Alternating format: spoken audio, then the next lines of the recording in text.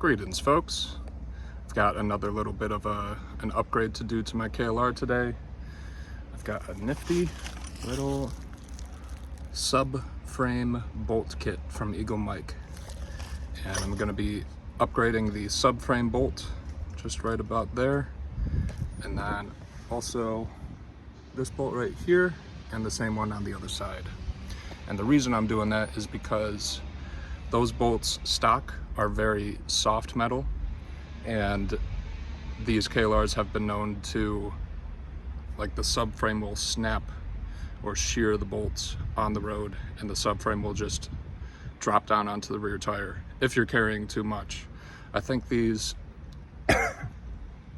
bikes are rated stock to carry about 400 pounds, and I'm about 210, 215, something like that. And on my road trip that I just recently took, I was carrying a lot of weight in these pannier boxes, and my top box up there, I was carrying a lot of weight. So kind of lucky that I made it through that without the subframe breaking. And I don't want to risk that again, because I'd like to take many more road trips on this bike. And so I just like that peace of mind of that more hardened subframe bolt. So should be pretty quick. It's just a matter of taking off all this stuff right up here, and then taking out your subframe bolt, loosening these ones down here, and then drilling through the frame and getting that bolt through that drilled hole, and then replacing those softer bolts down there as well. And then you get everything back together, and that's about that. So to start, I guess, we will be taking off our side fenders, just an 8mm bolt right here, and another one behind this top box here for me. And then the seat has got two Phillips head screws holding it on, and the tank has got two 10mm bolts right up here, and two Phillips heads right up there connected to those side covers. And then you want to disconnect your fuel line and your vacuum line from your petcock on the other side of the tank. So let's get all that off, and then we will proceed. Okay, so here we've got our kit, and there's various different, I think there are various different configurations that you can get on Eagle Mike's website.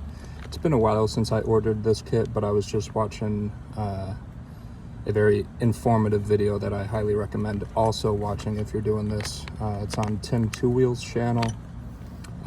He goes through and he explains exactly why these harder bolts are so helpful. But I got the kit that includes two drill through bolts, one that's short enough for my current setup without crash bars, and another that's longer in case I decide to get crash bars in the future, which I am considering. But yeah, so I'm going to be using this shorter bolt here, and yeah, since we got all this off, next up we're going to be loosening this bolt on both sides, just loosening it, not taking it out. And then we will take out both this bolt and the same bolt on the other side. And when you do that, just be careful, because the subframe will now be freely hanging, so just sort of hold it up.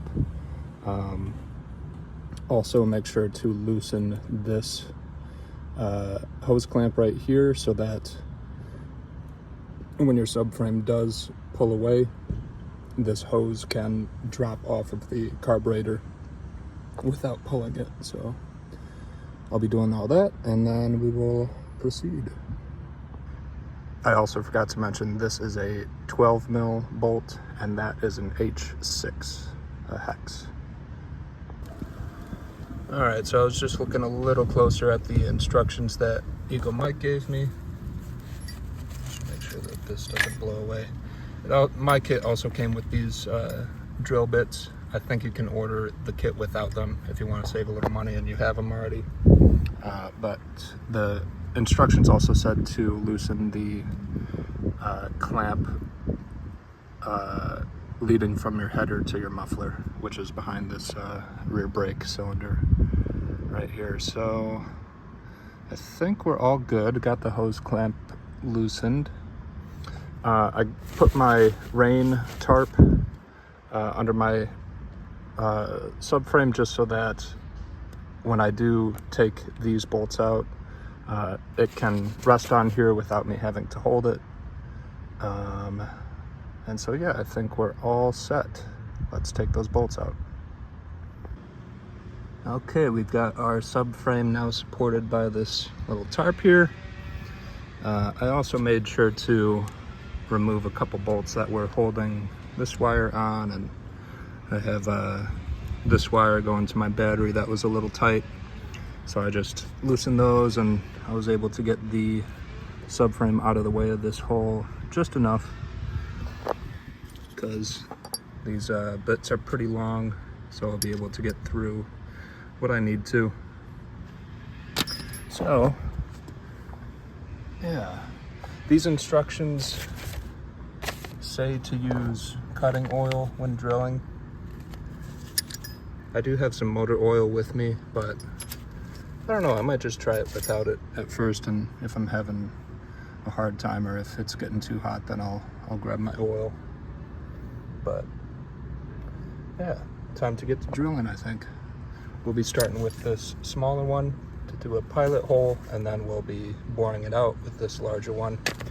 And we'll be going from both sides. So I'll do one from this side, and then I'll switch and do one from the other side, and I'll probably be doing something with these wires, but let's do it. All right, so my drill isn't super powerful, so I did decide to throw a little bit of oil on here. And I also almost forgot, I made sure to cover this hole between the airbox hose and the carburetor with a little towel so that none of these metal shavings get in there. So let's keep going. All right, I got a decent amount of the way through. I think I got mostly halfway through on this side and a little less than halfway through on that side, but my drill, I've got this rigid drill. It is just not cutting it. So it may be time for an upgraded drill for me. Thinking about a brushless something, maybe a Milwaukee, maybe a DeWalt or something like that, but I need something that'll do this job. Until then, I've just got my subframe supported on this paper towel here. Gonna cover my bike up, and we'll resume when I can actually do this. Okay, over the last couple days I decided to invest in a brushless drill, and that did the job in just about 5 minutes. I was out here drilling the other day with that rigid drill for an hour maybe, and the brushless drill did it. Now if you see, it appears that both of my drills on either side were angled up slightly. So I'm going to grab my bolt. Where is it? Over here. Let's grab this bolt and see if it goes through, and if not, then I'll need to even out the hole a little bit, but let's see. Yeah, I'm gonna need to trim some of that on the bottom down. So let's do that, and then I think we'll be about done. Yep, that drill is amazing. We've got our hole, folks.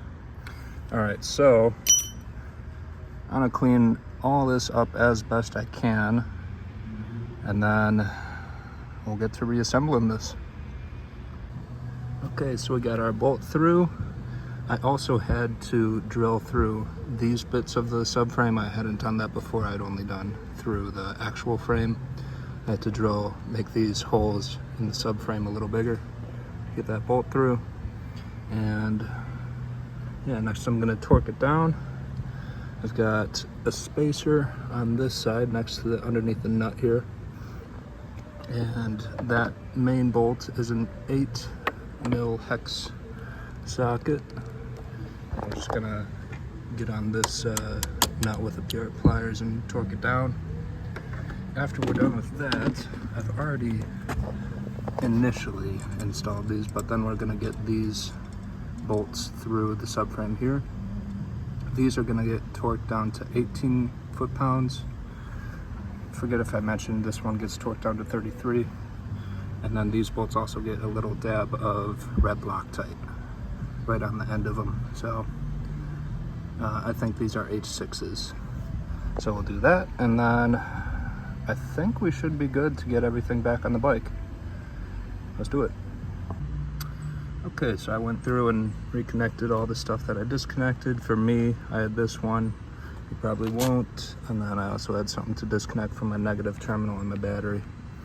And then one last check that you want to do is to make sure that there's no space in between either of these little pieces right here. And if there is, I think you can use a washer or something, or tighten this down to 50 foot-pounds if you need to, but I tightened this down to 33, and then again 18 on the lower bolts. So time to get it reassembled. And that is that. My bike's all back together, got the boxes back on, and before I take this on a test drive to make sure that the lower end does not collapse on me, I am going to clean my chain because it got some metal shavings down like all over the bike, and some of those went in the chain. Just going to clean it out, make sure that no shavings are ripping up those little seals in my chain. But I think that's about that. Please like, please subscribe, and I will see you guys in the next one. Bye bye.